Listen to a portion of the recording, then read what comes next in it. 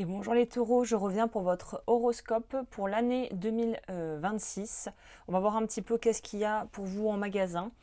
Pour celles et ceux qui ne me connaîtraient pas, je me présente brièvement en même temps que je prépare les cartes. Je m'appelle Agnès et je suis cartomancienne sur YouTube depuis 2019. Donc bienvenue, merci de m'accorder ta confiance en regardant ce tirage. Et puis évidemment, je t'invite, si tu aimes ce que tu vois, à interagir avec la vidéo, commenter, liker, t'abonner, regarder sur mon site lodufeu.com ce que je propose si tu souhaites aller plus loin. Et moi, on va attaquer ce tirage tout simplement avec un tirage en 3 cartes suivi d'un tirage en 12 cartes pour les 12 mois de l'année pour vraiment pouvoir aller en profondeur dans la découverte de cette année 2026 et voir ce qu'elle te réserve. Donc on va commencer avec le tarot et mon oracle pour pouvoir prendre un petit peu la température. On va aussi voir au niveau des chakras pour celles et ceux qui s'intéressent un peu à l'énergétique, à ces choses-là, ce qu'il va falloir travailler en particulier cette année pour toi. Et puis, on est parti. Je vais commencer avec la carte du milieu, qui est la carte principale, qui va nous parler justement de ton année et de la couleur de cette année de façon un petit peu plus globale. Yeah, et concrétisation avec l'as de bâton. Écoute, on est dans la réalisation d'un projet, la finalisation d'un projet qui a peut-être été entamé en fin d'année et qui est en janvier et va pouvoir vraiment se consolider ou se mettre en place durant toute l'année à venir. Mais 2026, on crée vraiment des choses.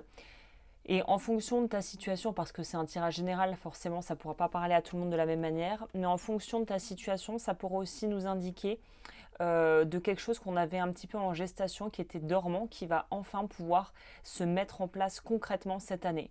Donc c'est une année où on fait beaucoup de choses, où on a des projets en tête qu'on veut mener à bien. C'est une super énergie qui nous parle de cette capacité à pouvoir créer et d'avoir en fait aussi le feu sacré, d'avoir le dynamisme et d'avoir la créativité qui va permettre de faire tout ça. Donc c'est plutôt déjà quelque chose qui s'aspecte bien pour toi. Au niveau du challenge ou des challenges, ok, le 9 d'épée. Donc il y a du stress au niveau du couple. Pour certains, peut-être que ça va être pas forcément une année compliquée au niveau sentimental, mais une année où le couple et la relation, parce que là en plus on nous parle vraiment du couple. Donc pour les gens qui ne sont pas en couple, ça va peut-être être de se dire qu'il va falloir être prêt ou prête à prendre le temps de bien choisir un partenaire de vie pour ne pas se retrouver dans une situation un petit peu problématique. Pour les couples, on voit que c'est peut-être des phases, ça dépendra encore une fois de la situation, soit des phases où il faut réapprendre à réajuster, à recommuniquer, à recréer du lien avec l'autre. Et pour d'autres, c'est vraiment la crise je sais qu'il y a les 3 ans, c'est un gros palier, après il y a les 7 ans, après il y a les 9 ans. Ça peut être une petite année un peu où il y a une grosse remise en question qui va se faire au niveau de sa vie de couple, parce que tu vas peut-être te rendre compte que tu n'attends pas les mêmes choses de ton partenaire de vie, que vous n'avez pas les mêmes aspirations, que tes projets pro vont peut-être t'emmener ailleurs, dans une direction qui n'était pas du tout prévue à la base, ou réciproquement, peut-être qu'un partenaire de vie va se retrouver face à des choix vraiment très direct, très tangible à faire par rapport à la suite de votre relation, et ça peut être un petit peu délicat au niveau de tout ce qui va être relationnel et plutôt sentimental. Ce que tu veux le plus cette année, ce que tu veux le plus, c'est guérir ton rapport à l'argent, aux finances, et peut-être pouvoir aussi guérir quelque chose en lien avec un boulot où tu n'as pas eu satisfaction par le passé, ou une entreprise que tu as essayé de monter qui s'est peut-être cassé la gueule, et là on veut recommencer, mais sur d'autres bases. Ça pourrait aussi nous parler de la vie sentimentale ici, évidemment. Le denier va faire écho à ce que je possède. Finalement, j'aimerais bien pouvoir m'assurer que ça vaille la peine et qu'en plus je sois bien armée en fait, bien équipée pour pouvoir gérer ce que je possède, pour pouvoir vraiment être typiquement l'empereur de ma propre vie, pour pouvoir avoir un budget, une stabilité, une vision sur le long terme qui me permettra d'être bien. Donc il y a vraiment la notion ici de vouloir être stable et de se sentir bien. Et évidemment, guérison émotionnelle, ça veut dire qu'on veut pouvoir en fait remplacer des événements douloureux ou des expériences qui ne sont pas forcément bien déroulées par d'autres plus sereines et plus saines. Donc ce que tu veux, c'est que ça se passe mieux. En tout cas, mieux que l'année dernière. Et on voit qu'au niveau du couple, c'est là où ça sera peut-être pour les gens en couple, là où il y aura le plus de défis à relever, seul ou en couple, du coup. Hein. Le chakra à travailler, le chakra coronal, vous. Vous, c'est révocation du vœu karmique d'isolement et blessure de l'âme d'abandon. Donc, c'est ce qui va être le plus activé pour toi. Si tu veux aller plus loin, j'ai fait des vidéos sur les vœux karmiques, sur les blessures de l'âme. Tu peux retrouver les playlists sur ma chaîne et sur mon site lodufeu.com. Je te propose des outils pour pouvoir travailler les vœux et les blessures de l'âme. Donc ça, je te laisse voir si ça te parle. Mais en tout cas, on a une vision pour vous. Ce qui est bien, c'est que les cartes ont été extrêmement claires. C'était limpide sur les sujets qui comptent pour vous, sur ce qui compte pour vous cette année et sur ce qui va être peut-être challengeant, comme on disait. C'est parti. Là, on attaque le cœur du tirage. Alors, c'est peut-être la partie de la vidéo qui pourrait être à... Tu pourrais sauvegarder dans tes favoris cette vidéo ou mettre ça dans ta liste vidéo à regarder plus tard dans l'historique parce qu'on va aller voir mois par mois et je pense que ça peut être intéressant d'y revenir au besoin à cette vidéo pour pouvoir organiser un petit peu ton année. Ayant commencé déjà une bonne partie des signes pour l'année, ayant fait une playlist à cet effet, tous les signes pour l'année 2026 que tu peux retrouver en barre d'infos si tu veux voir d'autres choses pour complémenter ton signe solaire, lunaire ou ascendant. J'ai vu qu'il y a des mois jackpot et des mois un peu plus pourris. Et selon les signes, on a beaucoup de mois jackpot, quelques mois un peu, des années un peu plan-plan. Il y a eu quelques signes comme ça où ça va être 2026, ça n'a pas l'air d'être une année qui va être transcendante pour eux. Évidemment, l'astrologie joue, ton style de vie, ton tempérament, on pourrait dire la façon dont tu envisages ton quotidien. C'est au cas par cas, là je fais du général. Mais voilà, j'ai remarqué, il y a des gens qui ont envie des cartes et des tirages plus plan-plan que d'autres. J'ai pas vraiment d'explication pour ça. Comme je le dis, ça dépend vraiment des gens et de où tu en es dans ta vie et surtout des choix que tu vas pouvoir faire dans ta vie parce qu'évidemment, il n'y a rien qui est gravé dans le marbre ici. Hein. On a toujours moyen de pouvoir changer la donne s'il y a des choses qui ne nous conviennent pas et qu'on ne se sent pas bien là où on est. Hein. Il ne faut pas rester impuissant et surtout passif. Hein. Alors là, on va aller complémenter avec mes petites cartes encore. Je ne sais même pas s'il y aura assez. Je vais reprendre le deck complet et on va tout rebrasser.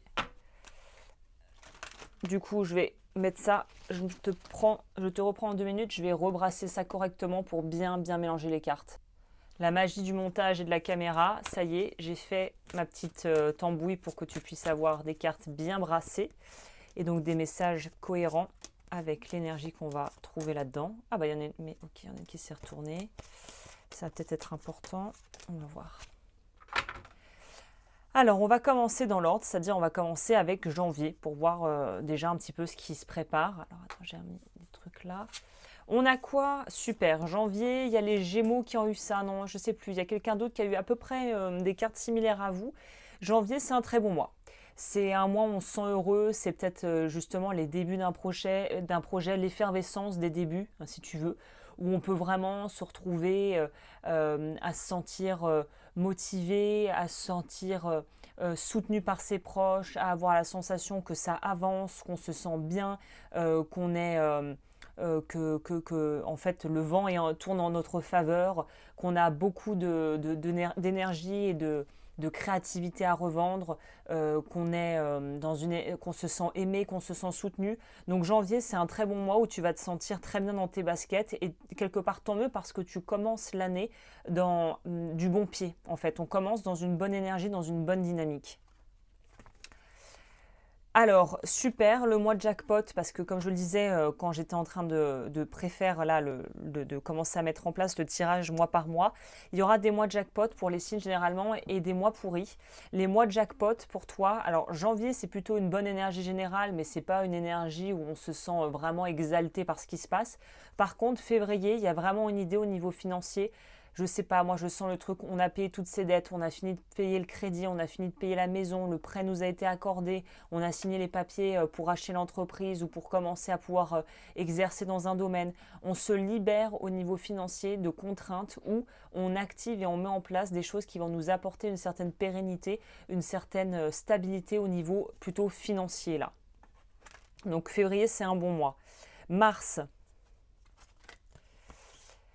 Mars, on pourrait avoir des petits couacs au niveau justement administratif, avoir un petit peu des petits, je sais pas comment on dit l'équivalent du mot setbacks en anglais, un peu, pas des trucs, des petits retards, des petits trucs qui sont un peu chiants, qui sont pas dramatiques, mais qui pourraient en fait un peu nous faire avoir l'impression de voir que, de penser que, on va dire, le temps qu'on a gagné, au départ, on a l'impression qu'on le repère. C'est un peu dans le Monopoly, recul de 3 cases, quoi. Il y a un truc un peu, on a l'impression que là, on avait pris une avance de dingue et on avait l'impression d'être parti sur les chapeaux de roue. Bon, voilà, ça retombe un petit peu comme un soufflet.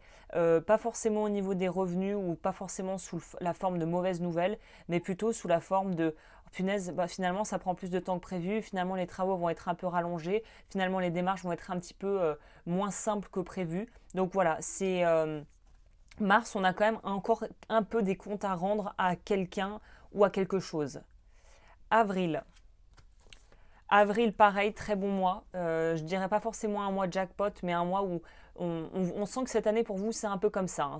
Ça monte et ça descend. Là, ça remonte avec, je pense, quelque chose qui se met en place. L'idée de bonnes opportunités. L'idée aussi qu'il va falloir que vous soyez flexible, comme cette carte nous l'indique.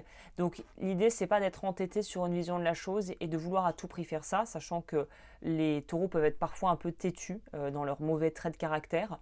Donc là, on te dit, t'entête pas dans une direction si c'est pas la bonne direction à prendre.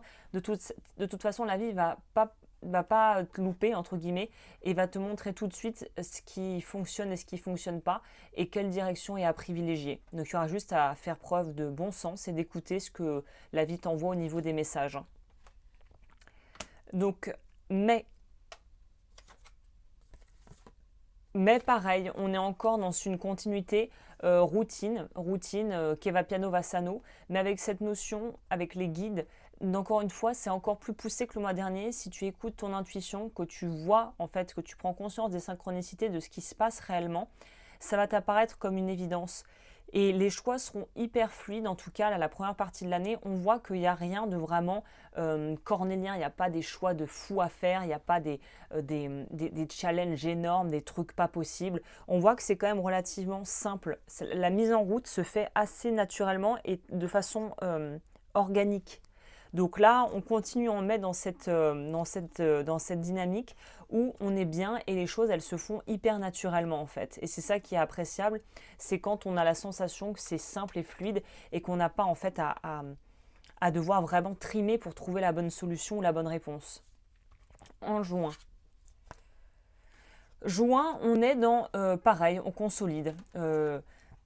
Alors, on va voir la deuxième partie de l'année, mais déjà, première partie, 6 premiers mois de l'année, c'est plutôt pépouze pour vous. C'est pas, on va voir si c'est une année un peu tranquillou, où il n'y aura pas des trucs drastiques, mais on est plutôt sur un début d'année qui est plutôt tranquillou, où vous avez juste envie en fait de prendre du bon temps. Je pense qu'en juin, vous aurez plus envie de vous recentrer sur des choses qui vous intéressent, sur vos hobbies, sur votre confort de vie, sur votre entourage. Vous n'êtes pas trop dans une optique de vouloir forcément vous tourner extrêmement vers l'extérieur, vouloir être hyper sorti, bidule, travail. On sent que, je ne sais pas si vous prenez une passion pour les aquariums, pour avoir je sais pas, des poissons, ou pour la pêche, ou pour le yoga, ou pour la pâtisserie. Vous avez juste envie de vous retrouver dans des activités et dans l'environnement qui vous nourrit émotionnellement en fait. C'est à peu près tout. Hein. On n'a pas trop envie de faire grand-chose en juin, juste de profiter des bons moments et de ce que vous aimez en fait dans votre quotidien. Donc ça aussi c'est bon à savoir. Je pense pas que juin ça soit la partie où vous aurez envie de bouger, de partir en vacances, de lancer des énormes projets, de vouloir faire des trucs en famille ou des trucs qui émotionnellement sont un peu trop drainants. Vous allez vouloir être tranquille dans votre environnement et vous sentir en sécurité en fait. Juillet, bah c'est marrant que je vous parle des animaux. On a la carte des animaux. Peut-être que vous allez vouloir prendre un animal en juin, possible. Ou en tout cas, il y a une notion ici, avec animaux plus grande prêtresse, d'avoir un instinct très fort. Sachant que je fais une distinction entre l'instinct et l'intuition. Là, on te parle d'instinct, là, on te parle d'intuition. Il y a une notion ici de vraiment avoir sentir dans sa chair ce qui est bon pour soi et ce qui n'est pas bon. Donc il va vraiment falloir écouter les signaux du corps et les signaux qu'on t'envoie par rapport à des choses que tu pourrais vouloir mettre en place. Donc c'est aussi, il y a la notion ici de quelque chose d'un peu sauvage, comme anima animus, le truc plus animal en nous, plus préhistorique, plus reptilien. Il y a un truc très instinctif, très... on sent les choses ou on les sent pas et on ne peut pas vraiment expliquer pourquoi. Et il faut écouter en fait ces ressentis. Juillet, août. Août, c'est très bien. On pourrait dire mois jackpot. Donc toi, il y a février, août pour être également un très très bon mois.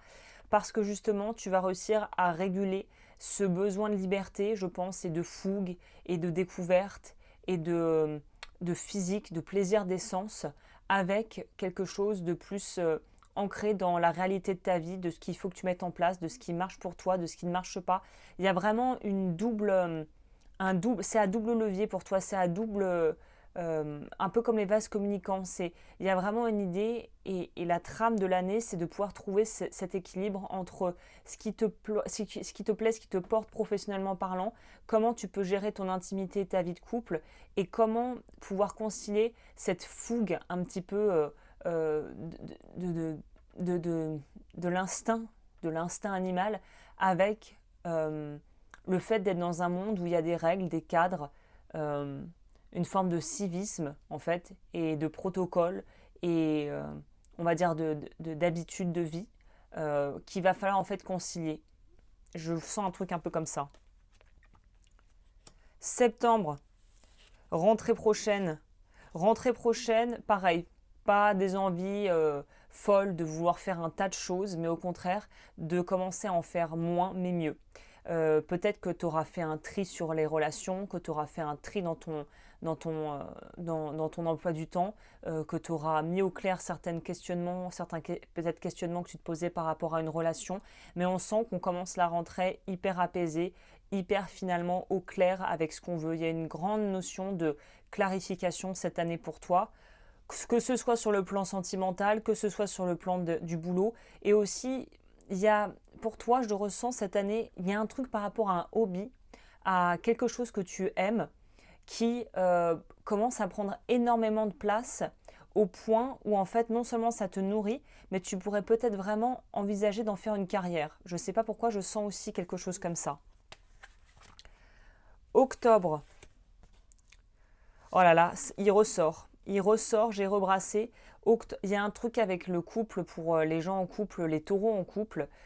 Alors, pour les gens qui se mettraient en couple, ça pourrait peut-être un peu être les ragots de couloir, vos proches qui se demandent pourquoi vous sortez avec une personne peut-être très différente des autres. Vous allez susciter quelque part de l'intérêt, en bien ou en mal. Peut-être que les proches seront un petit peu désarmés face à votre vie sentimentale. Peut-être que des gens voudront vous donner des conseils même si on ne leur a rien demandé. En tout cas, il y a une notion de en octobre, on veut se mêler un peu de votre vie privée et on veut absolument vous donner des conseils où les choix que vous faites sortent peut-être un peu de l'ordinaire ou ne sont pas les choix habituels que vous auriez pu faire par le passé, et on dirait que ça dérange. Ça dérange ou ça met les gens en fait dans une situation où ils se disent putain mais en fait je ne sais pas trop quoi penser en fait de ce que je vois. Donc c'est étrange parce que le couple est toujours associé avec une carte pourrie dans votre tirage pour l'année. Donc il y a vraiment une notion il y a quelque chose de challengeant autour de la vie de couple, hein, et de l'idée d'être en couple et d'avoir quelqu'un dans sa vie, hein. Et pour les célibataires, paradoxalement, c'est peut-être octobre le mois où on pourrait faire une super rencontre. Mais encore une fois, peut-être que ça ne rentre pas dans les clous, peut-être que ça va à l'encontre du type de personne que votre famille voulait que vous rencontriez. Peut-être que voilà, vous êtes séparés, vous recommencez à être dans le monde du dating, et vous essayez des choses. J'ai envie de dire peut-être rester discret par rapport à votre vie sentimentale durant la fin d'année, parce que ça regarde que vous finalement, et que les gens sont toujours pleins de bonnes intentions, mais comme on dit, l'enfer est pavé de bonnes intentions, hein. Novembre. Ah, novembre, c'est mieux. Novembre, on voit que là où la pilule avait peut-être du mal à passer avec l'entourage, ça commence à s'apaiser. On pourra même envisager projet bébé pour certaines personnes qui en ont l'envie. On nous parle aussi d'être dans un entre-deux. Ça pourrait nous parler d'être en phase de déménagement pour pouvoir vivre avec un partenaire, peut-être de partir retrouver quelqu'un, d'essayer en fait d'accommoder ou que la personne que vous rencontriez accommode et essaie de pouvoir en fait vous inclure dans sa vie, dans son quotidien et dans son emploi du temps. Donc on est dans quelque chose où on est dans un entre-deux, mais qui est choisi et qui est nécessaire en fait, qui fait partie, qui fait partie du cours des choses. Et décembre, ah bah super, décembre, enfin, il y a un deuil qui se fait s'il y a eu séparation, il y a une amélioration dans la vie de couple si on est ensemble et qu'on a eu un petit peu des passages avec friture sur la ligne. Et là, on voit que vous finissez, on couronne cette année avec la cerise sur le gâteau qui est décembre, qui est pas, je ne mettrai pas ça dans les mois jackpot, mais qui sera un très beau mois où émotionnellement et humainement, on se sentira très bien et on se sentira en paix, comblé et on passera, je pense, de très jolies fêtes de fin d'année pour la plupart d'entre vous avec quelqu'un à vos côtés, dans tous les cas, ce que je peux vous souhaiter évidemment. Donc c'est une année qui est plutôt axée sur vos envies, vos passions et au niveau relationnel, comment bien gérer en fait la frontière entre soi, ses proches, ses envies et son emploi du temps en fait. Hein. Si on devait conclure par une carte conseil pour vous, ça serait quoi?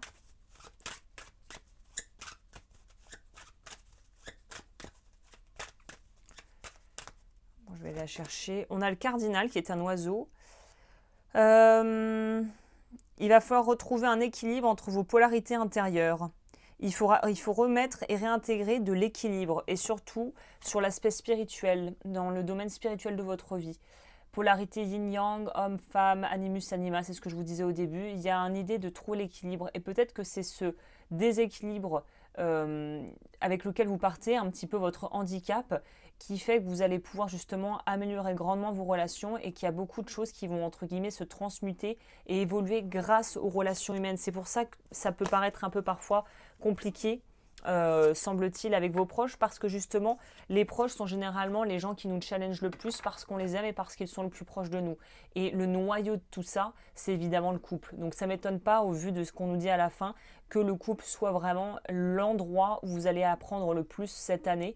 Parce que en fait, il y a beaucoup de choses qui se passent, beaucoup de transferts, beaucoup d'effets miroirs, généralement on choisit des partenaires qui sont compatibles avec nos névroses, qui ont aussi des blessures ou des fêlures qui soit se combinent avec les nôtres, soit nous mettent en résistance l'un avec l'autre.